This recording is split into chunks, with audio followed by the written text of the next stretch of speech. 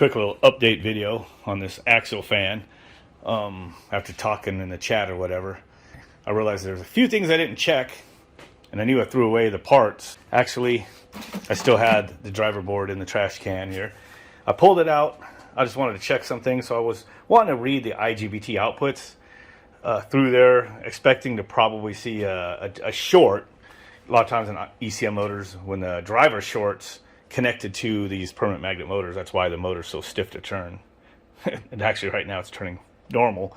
But I took this circuit board and looked at it, and I did some crazy stuff just to see what happens. Thought maybe if anything we'll get on video, you know, letting the smoke out. So little shunt resistor or whatever it is over there, I just bypass it with a wire. There was a MOV over here which was good and blown up, so I'm thinking, well, that might even be shorted still, just because it did what it did, and that's where a lot of smoke got let out. So I just cut it out. I've had MOVs, varistors, you know, blow up on circuit boards before if you get the voltage a little too high, and as long as the rest of electronics doesn't fry, it actually doesn't matter. You just don't have that varistor surge suppressor on there anymore. So anyway, and then I bypassed the two blown fuses with some wire on there. That's just real awesome, right? Let's just say, hey, worst happens, I'll let some smoke out. Use some long, small gauge wires going from the step-up transformer, 460 volts, is going in there right now. And smoke's not coming out.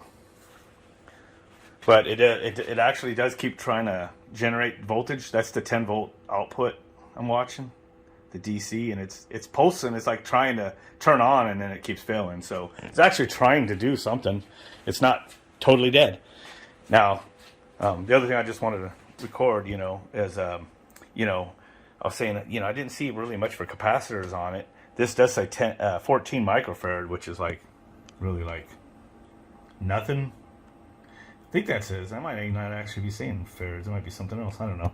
But that's really, didn't think that's much for a bus capacitor. And usually they're not that style. Usually those are like filter capacitor type whatnot. So not sure. Maybe it still doesn't have any DC bus capacitors, which is a first for an ECM that I've ever looked at. And this here I pulled out of the aluminum over there thinking, well, maybe that was a separate capacitor unplugged. Nope, it is what I thought the first time. It's just a reactor, and you can tell just because the rating 235 microhenry there. Yeah. So the smoke's not jumping out. No parts have popped off the board and chased me across the room or anything like that. And it's actually turning on and off. It probably has some sort of a short in it or something. Yep. Still don't know what the you know, how these wires work, but there is like really low resistance in here. I just wanted to try it just real quick with these leads cut in case there was a short in here or something. It didn't make any difference. And actually, I just realized what that probably is. It's a thermal overload circuit probably inside the motor feeding back to the board. And it's probably just an open close, and that's why it's like zero resistance between the two leads. Because I know these say they will reset on their own with the internal thermal overload. So that's probably it right there. It's probably just an open close type, not a thermistor. So, yeah. So anyway, nothing came out.